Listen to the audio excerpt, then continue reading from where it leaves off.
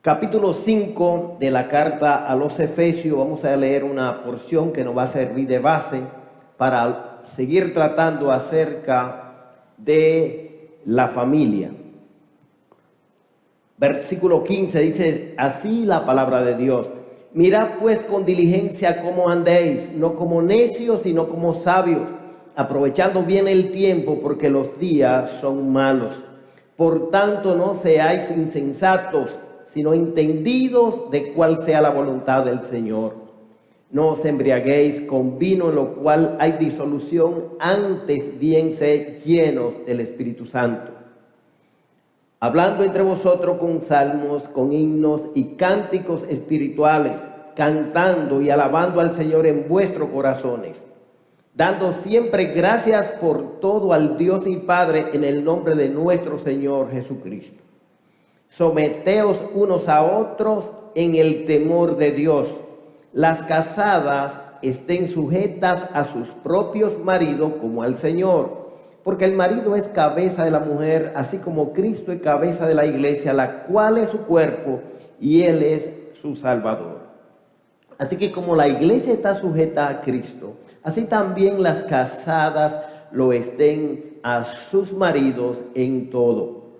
Maridos, amad a vuestras mujeres, así como Cristo amó a la iglesia y se entregó a sí mismo por ella, para santificarla, habiéndola purificado en el lavamiento del agua por la palabra, a fin de presentársela a sí mismo una iglesia gloriosa, que no tuviese mancha ni arruga ni cosa semejante, sino que fuese santa y sin mancha.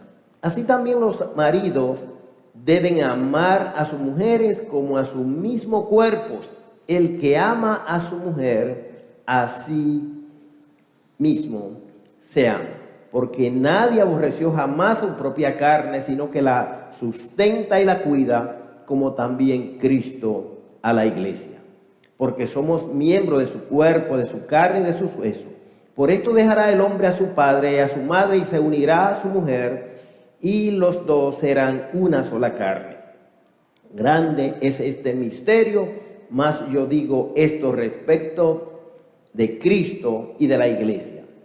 Por lo demás, cada uno de vosotros ame también a su mujer como a sí mismo, y la mujer respete a su marido. Amén. Que el Señor bendiga su palabra en nuestros corazones. Amén.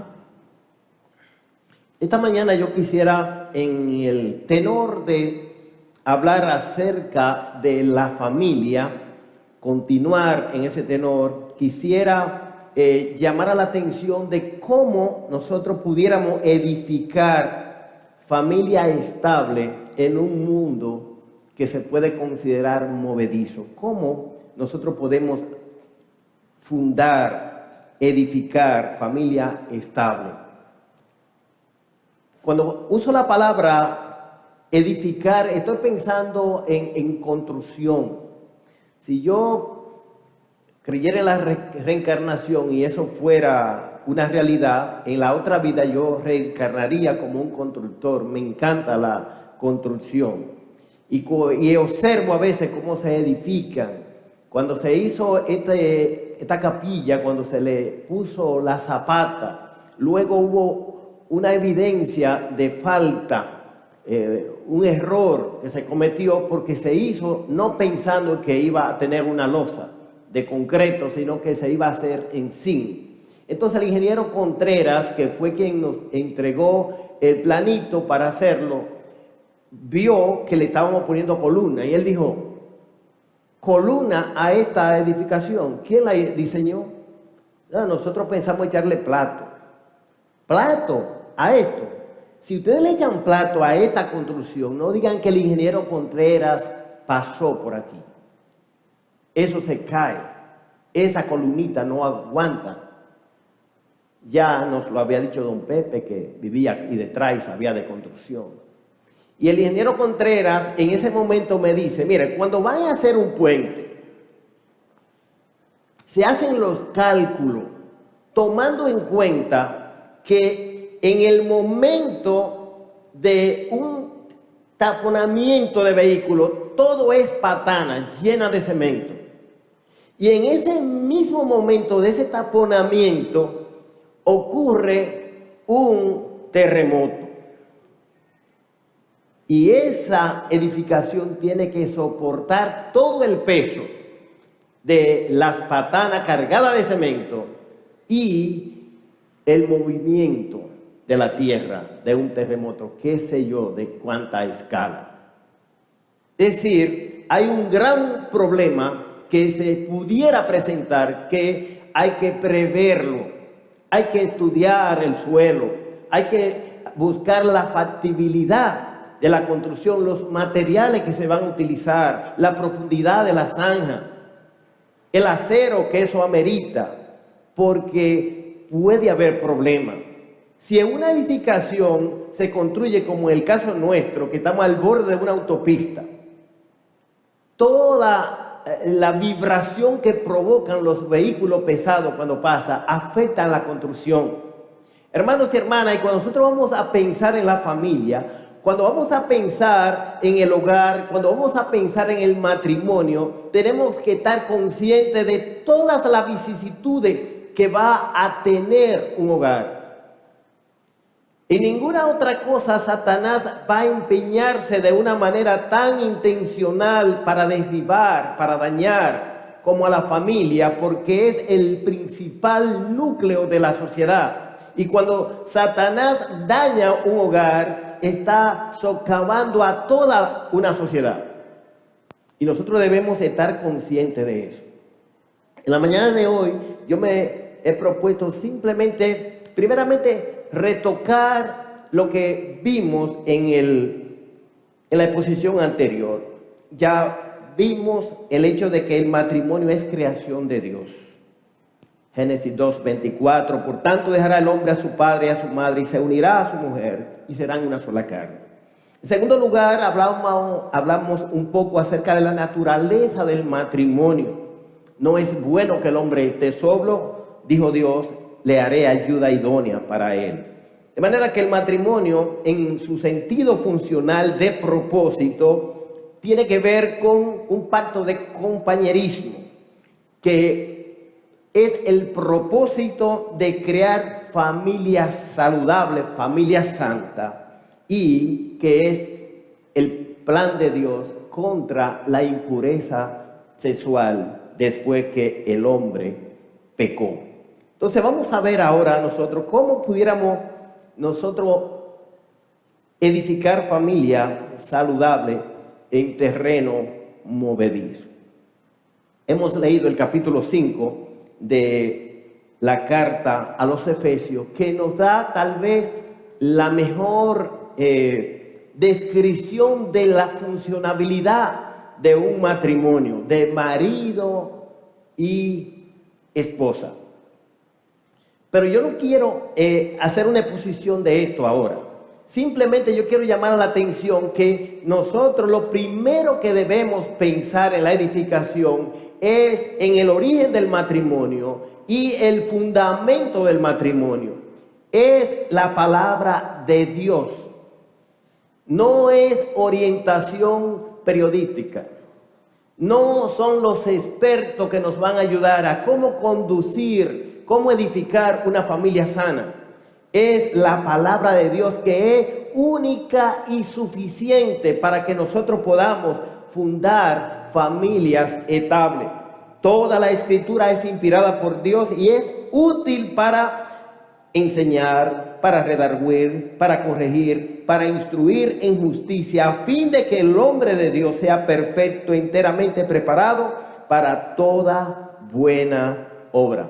El apóstol Pedro destaca en la segunda carta, capítulo 1, verso 13, que todas las cosas que pertenecen a la vida y a la piedad nos han sido dadas por su divino poder. Simplemente nosotros debemos usarla. ¿Y dónde la vamos a usar? En todas las esferas de la vida. Y si hay una esfera de la vida que requiere de una atención especial para nosotros poner en acción todas las cosas que pertenecen a la vida y a la piedad, es en el hogar, donde nosotros jugamos muchas veces con la familiaridad, donde somos conocidos a veces casi desde el corazón, porque las esposas conocen al marido en todas sus áreas. El esposo conoce a su esposa en todas sus áreas. Los hijos se familiarizan con los padres con los hijos, y uno va acostumbrándose, y a veces se pierde el sentido de la presencia de Dios en el hogar por la familiaridad, y en las casas se puede todo, y entonces nos ponemos un disfraz para salir a la calle, para llegar a la iglesia y tener una apariencia, una reputación. Pero es en el hogar donde se evidencia la calidad de una vida piadosa. Y nosotros tenemos que preocuparnos de una manera intencional para llevar a cabo esa práctica piadosa. Entonces, es la palabra de Dios que nos exhorta a que debemos acogernos a ella y que debemos usarla. No en el trabajo simplemente para que la gente sepa que somos evangélicos, no en las universidades ni las escuelas, sino que nuestros hijos sepan que nosotros somos cristianos, que nuestra esposa sepa que somos piadosos, que el esposo sepa que se casó con una mujer piadosa. Es en el hogar que vamos a utilizar todas las cosas que pertenecen a la vida y la piedad. Y el apóstol Pablo en toda la carta a los Efesios nos enseña esto. En los primeros capítulos, capítulo 1 al 3, nos dice que hemos sido elegidos desde antes de la fundación del mundo para que fuésemos santos y sin mancha delante de Dios. Que Cristo fue a la cruz del Calvario y llevó a cabo la obra que hace efectiva esa elección para la alabanza, la gloria de la gracia de Dios. Y que Dios nos ha dado el Espíritu Santo de la promesa que fue prometido como las arras de nuestra herencia hasta la posesión adquirida para la alabanza, la gloria de Dios. De manera que Dios escogió a los creyentes. Dios los redimió con su sangre en Cristo Jesús, y Dios le dio el Espíritu Santo para hacer posible que nosotros podamos vivir la vida cristiana. Y cuando seguimos viendo la carta, uno llega al capítulo 4 y entonces ahí hay un llamado a cómo debemos andar. Ya estamos en los lugares celestiales con Cristo. Ya hemos sido perdonados por Cristo. Hemos sido limpiados de nuestro pecado. Hemos sido librados de la potestad de la tiniebla y trasladados al reino de su amado Hijo. Y ahora el apóstol nos dice, ustedes deben andar conforme a la vocación con que han sido llamados. ¿Y de dónde van a andar conforme a la vocación con que han sido llamados? Como hijos de Dios. ¿Dónde vamos a andar? En la iglesia y cuando andemos predicando el evangelio. No, en el hogar. En el hogar debemos estar conscientes de esa responsabilidad. Por ejemplo, en el capítulo 4, versículos 25 y 29, el apóstol Pablo destaca las reglas de la comunicación, que es tan vital dentro del hogar, por lo cual, desechando la mentira, habla verdad cada uno con su prójimo, porque somos miembros los unos de los otros. Verso 26, airaos, pero no pequéis, no se ponga el sol sobre vuestro enojo, ni deis lugar al diablo. Verso 29, ninguna palabra corrompida salga de vuestra boca, sino que la que sea buena para la edificación, o para la necesaria edificación, a fin de dar gracia a los oyentes. Y no contristéis el Espíritu Santo de Dios, con el cual fuisteis sellados para el día de la redención. Es decir, que tenemos las reglas claras aquí en la palabra de Dios de cómo debe ser una comunicación sana, cómo debe ser una comunicación piadosa. Entonces, ¿quién nos lo dice? Nos lo dice la palabra de Dios. Entonces nosotros debemos ponerle atención y usar, perseguir eso para hacerlo práctico en nuestros hogares. Capítulo 5 nos recuerda el apóstol, versículo 1, sed pues imitadores de Dios como hijos amados, y debes andar sabiamente, según el capítulo 5, versículo 15, mirad pues como con diligencia, como andéis, no como necios, sino como sabios, aprovechando bien el tiempo, porque los días son malos. Por tanto, no seáis insensatos, sino entendidos de cuál sea la voluntad del Señor. Entonces, el creyente, según la palabra de Dios, es un hijo de Dios y debemos andar así. ¿Dónde vamos a andar? No para que nos vean los impíos, simplemente vamos a hacer eso en nuestros hogares. Ahí es donde más tiempo estamos. Ahí es donde nosotros tenemos la demanda más grande, donde vamos a afectar a nuestra familia. Vamos a honrar a Dios en nuestros hogares como hijos amados de Dios. Dice, sed pues imitadores de Dios como hijos amados. Mirad pues con diligencia cómo andéis, no como necios, sino como sabios, aprovechando bien el tiempo, porque los días son malos. Por tanto, no seáis insensatos, sino entendidos de cuál sea la voluntad del Señor. Eso es lo que dice el capítulo 4, verso 19, que no andéis como los otros gentiles que andan en la vanidad de su mente, teniendo el entendimiento entenebrecido, ajenos de la vida de Dios por la ignorancia que en ellos hay. Es decir, el creyente debe ser una persona que persigue un objetivo, que tiene una razón clara en su mente y en su corazón de cuál es el propósito principal por el cual vive. No es uno que anda tratando de atrapar el aire, que ande a lo que coja mi bon, sino que tiene una meta clara y él es un hijo de Dios. En segundo lugar, nosotros debemos estar conscientes que la palabra de Dios nos recuerda que los peligros del creyente siempre son los mismos. No cuando vamos a la cancha, al play, no simplemente cuando usted va a la playa, no cuando usted está en el trabajo, sino que en el hogar siempre los mismos peligros que azotan al creyente serán los mismos. ¿Cuáles son los peligros? Capítulo 2, dice la palabra de Dios, y Él os dio vida a vosotros cuando estabais muertos en vuestros delitos y pecados. Cuando andábamos según la corriente, dice, en los cuales anduviste en otro tiempo, siguiendo la corriente de este mundo, conforme al príncipe de la potestad del aire, el espíritu que ahora opera en los hijos de desobediencia. Ahí están los tres, pero vamos a verlo por parte. Los tres peligros. ¿Cuáles son? Primero dice, usted es un muerto, era un muerto en delitos y pecados. Es decir, el creyente tiene que estar consciente que tiene un corazón corrompido, un corazón dañado, inclinado al mal. Fíjense que hablo del creyente, no estoy hablando del inconverso, porque eso es evidente. Toda la raza humana está bajo pecado y nosotros hemos sido redimidos del pecado, libertados del poder del pecado, de la consecuencia del pecado, pero no hemos sido librados de la presencia del pecado. A veces nos olvidamos de eso. Ok, hemos sido librados de la consecuencia del pecado, el infierno.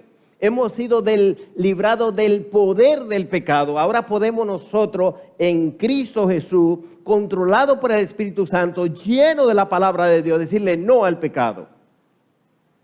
Él nos enseñoreará de nosotros, porque Dios ha puesto todas las cosas a nuestro favor, pero el pecado todavía mora en nosotros. Engañoso es el corazón más que toda la cosa y perverso. Mateo capítulo 15, verso 19 dice, porque del corazón salen los malos pensamientos, los homicidios, los adulterios, las fornicaciones, los hurtos, los falsos testimonios, las blasfemias. ¿De dónde que sale? Cosas que afectan los matrimonios, los adulterios. ¿De dónde que sale? Porque lo que pasa es que una compañera de trabajo que vestía de tal y tal manera y El Señor Jesucristo dice que no fue de ahí que salió. ¿De dónde fue que salió? Del corazón. Las fornicaciones, ¿de dónde que salen? Lo que pasa es que las mujeres andan desvestidas, eso es verdad. Pero no salió de ahí el problema salió del corazón. Cuando alguno es tentado, que no diga, dice Santiago, estoy siendo tentado de parte de Dios, porque Dios no puede ser tentado por el mal, ni Él tienta a nadie, sino que de su propia concupiscencia es atraído y seducido. Hermanos, si usted y yo no cultivamos nuestros corazones de una manera piadosa, estamos expuestos, siempre estaremos expuestos, pero de una manera mucho más, ¿cómo se dice? Más propenso, con mucha mayor posibilidad de caer en cualquier pecado. Esos pecados que a nosotros nos llenan de asombro en persona, usted y yo pudiéramos cometerlo porque tenemos un corazón inclinado a eso, y solamente la gracia de Dios puede contrarrestar el pecado en nuestra vida. Eso está ahí. Cuando pensamos en problemas matrimoniales, tenemos que pensar en el estado de nuestro corazón. Yo soy el principal problema en mi familia. Yo soy el principal problema en mi matrimonio, porque mi corazón no es bueno. Y yo tengo que cultivar mi corazón antes de cultivar el de mi esposa. Yo tengo que tratar de cultivar el corazón mío antes que el de mis hijos. Y esta palabra que yo te mando hoy estará sobre tu corazón. Y las repetirás a tus hijos. Hablarás de ellos estando en tu casa, pero tiene que estar primero en nuestros corazones. Nosotros no podemos soñar de ninguna manera que vamos a tener hogares estables, familia sana, si nuestro corazón no es sanado primeramente con la palabra de Dios. Si nuestro carácter no se acomoda a la palabra de Dios. Si nuestro carácter no es santificado por el Espíritu Santo, no podemos soñar. Eso no se saca en una lotería. Eso no cae del cielo así por así. Tiene que perseguirse por los medios que Dios ha establecido. No soñemos familia sana si nuestro corazón no es sanado por la palabra de Dios. Tenemos otro peligro. Dice en el capítulo 6 de la carta a los Efesios, versículo 12, porque no tenemos lucha contra sangre y carne, sino contra principados, contra potestades, contra los gobernadores de las tinieblas de este siglo, contra huestes espirituales de maldad en las regiones celestes.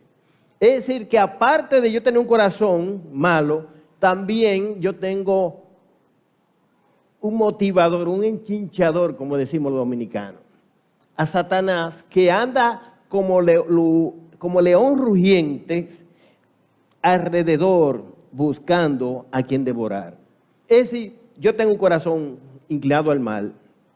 Yo tengo a Satanás enchinchando, buscando la manera de hacerme caer.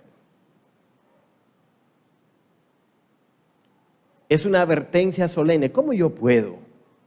¿Cómo yo puedo? Aparte de eso, estoy en un mundo caído, donde los árboles buenos no nacen solos. Hay que sembrarlos, hay que podarlos, hay que cultivarlos. Donde las plantas, para usted lograr los objetivos, tiene que cultivarlas. Así también nosotros los creyentes tenemos que cultivarnos, porque vivimos en una tierra caída. Como dice la ley de Murphy, si algo pudiera salir mal, ¿cómo va a salir? Mal o peor. Siempre saldrá mal. Si una llave cae, siempre rodará al centro del vehículo. Y usted tiene que hacer todo, decía él, Swindoll. Y si una rebanada de pan untada de mantequilla cae al suelo, siempre caerá del lado de la mantequilla. Y las posibilidades van a aumentar dependiendo del valor de la alfombra. Es decir, si algo pudiera salir mal, siempre saldrá mal. Usted y yo vivimos en un mundo caído y tenemos que estar conscientes. No améis al mundo ni las cosas que están en el mundo, porque el que ama al mundo, el amor del Padre no está en él. Porque todo lo que hay en el mundo, los deseos de la carne, los deseos de los ojos, la vanagloria de la vida, no proviene del Padre, sino del mundo. Y el mundo pasa y su deseo, pero el que hace la voluntad de Dios permanece para siempre. Usted y yo vivimos en ese mundo caído y oímos todos los comerciales que nos dicen lo que es bueno según ellos, para sacarnos el dinero. Nos dicen lo que tenemos que hacer. Y hay un escritor que dice que nosotros en mundanalidad no es que no somos mundanos, sino que somos un poquito lentos. Los cristianos, las iglesias, dice él, vienen en el mundo, en la mundanalidad, 10 años atrasado. Cuando una moda tiene 10 años, entonces nosotros los evangélicos la usamos, pero la impuso el mundo, entonces estamos 10 años atrasados. Y ya como la gente se ha acostumbrado y estamos agarrando algo como una norma, pero es simplemente atrasado según el mundo lo que estamos, pero estamos siendo afectados de una manera incisiva, aguda por el mundo y tenemos que tener cuidado. Eso nos ayuda simplemente cuando nosotros ponemos nuestra atención de una manera clara y precisa, intencional en la palabra de Dios. En tercer lugar, la Biblia nos muestra que solo la gracia de Dios a nuestro favor nos capacita para esta obra. Es interesante que en el capítulo 5, cuando el apóstol Pablo luego va a dar una instrucción acerca de cómo funciona el matrimonio, en el versículo 18 dice, no os embriaguéis con vino en el cual hay disolución, antes bien se lleno del Espíritu Santo. Y verso 19, hablando entre vosotros con salmos, con himnos y cánticos espirituales, cantando y alabando al Señor en vuestros corazones, dando siempre gracia por todo al Dios y Padre en el nombre de nuestro Señor Jesucristo. Entonces luego versículo 21, someteos unos a otros en el temor de Dios.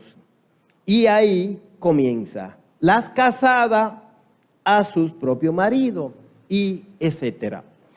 Es decir, para nosotros poder edificar familias saludables, nosotros necesitamos del poder del Espíritu Santo, del control del Espíritu Santo en nuestra vida. Eso es lo que está diciendo el apóstol Pablo. No se embriaguen con vinos en lo cual hay disolución. Sé lleno del Espíritu Santo. El Espíritu Santo ha de controlar nuestra vida. ¿Se acuerdan del capítulo 2 y 4 del libro de los Hechos? La iglesia estaba llena del Espíritu Santo y la multitud de los que habían creído era de un corazón y un alma. Todo el mundo sabía la calidad de creyente que era porque ellos estaban llenos, controlados por el Espíritu Santo. ¿Qué es ser controlado por el Espíritu Santo? Usted lee capítulo 3 de la carta a los Colosenses. Dice, la palabra de Cristo abunda en abundancia en vosotros.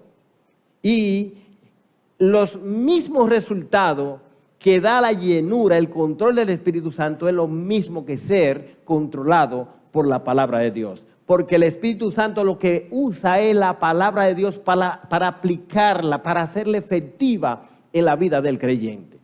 Entonces nosotros necesitamos abundantemente la palabra de Dios. Necesitamos depender enteramente del Espíritu Santo para poder llevar a cabo la tarea de edificar familias saludables.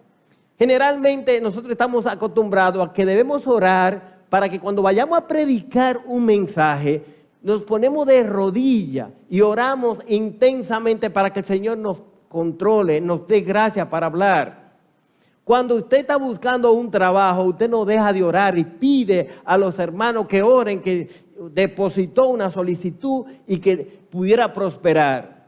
Cuando va a tomar un examen, usted ora Cuando va a tomar un viaje, ora al Señor, porque usted entiende que necesita depender enteramente del Espíritu Santo para que le guíe y le dirija. Pues mire, hermano, nunca vamos a necesitar más del Espíritu Santo como para lidiar con un hogar, para ayudar a una esposa, para ayudar a un esposo, para criar a nuestros hijos que salen de mañana y vienen algunos en la noche, que pasan el día entero con personas que no creen en Dios, aunque sea de una manera práctica. Y usted y yo pensamos que podemos entrar al play a jugar béisbol a mano pelada. Y viene una línea, usted le manda así, usted la va a coger. Pregúntele a Benjamín. Él sale con su guantecito tempranito a jugar. Porque no se puede. Hay las herramientas elementales para la práctica de cualquier deporte. Nadie va a clavar un clavo con el puño. Necesita una herramienta, un martillo. Y usted y yo vamos a trabajar edificando un hogar estable, sin usar todas las cosas que pertenecen a la vida de la piedad, sin el control del Espíritu Santo. No vamos a entender. Mi esposa y yo no vamos a entender. Los hijos van a ser sumisos y nosotros le vamos a hablar de una manera agradable a nuestros hijos, sin el control del Espíritu Santo. No espere eso, hermano. No espere eso. Dice el apóstol Pablo a Timoteo, ejercítate para la piedad. Para vivir una vida en el temor a Dios se necesita ejercitar esa vida. Fíjese cómo lo dice en el Proverbios capítulo 2, versículo 1 al 5. Dice, hijo mío, si recibieres mis palabras y mis mandamientos guardares dentro de ti, haciendo estar atento tu oído a la sabiduría, si inclinares tu corazón a la prudencia, si clamares a la inteligencia y a la prudencia diere tu voz, si como a la plata la buscare y la escudriñare como a tesoro, entonces, y digo yo, y solo entonces entenderás el temor de Jehová y hallarás el conocimiento de Dios.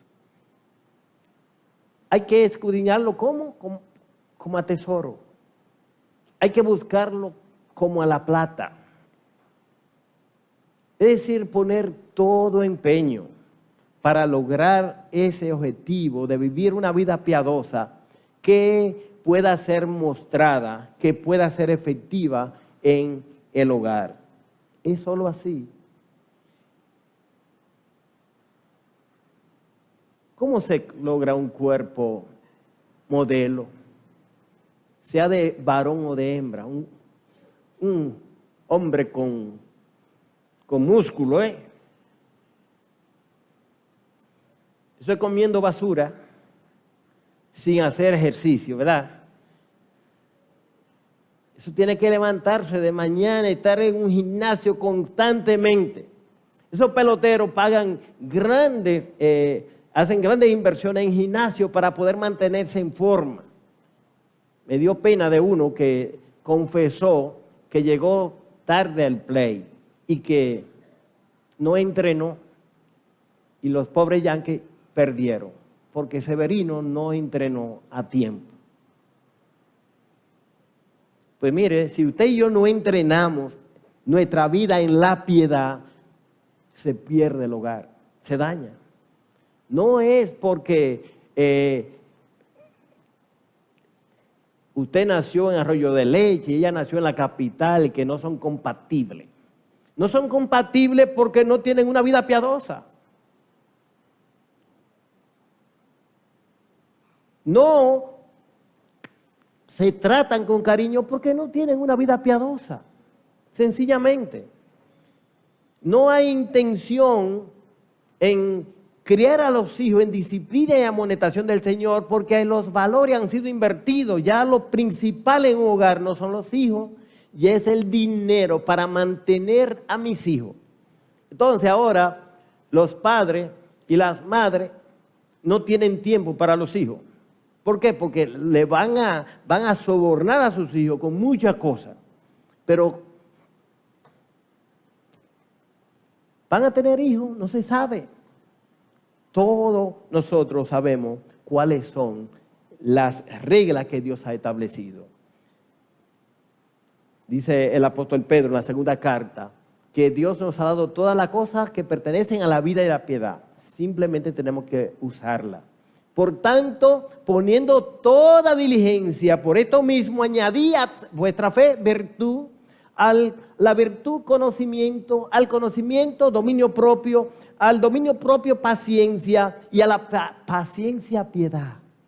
Porque si estas cosas están en vosotros, no dejarán estar ociosos y sin fruto. Es decir, eso podemos ponerlo en práctica en la vida hogareña.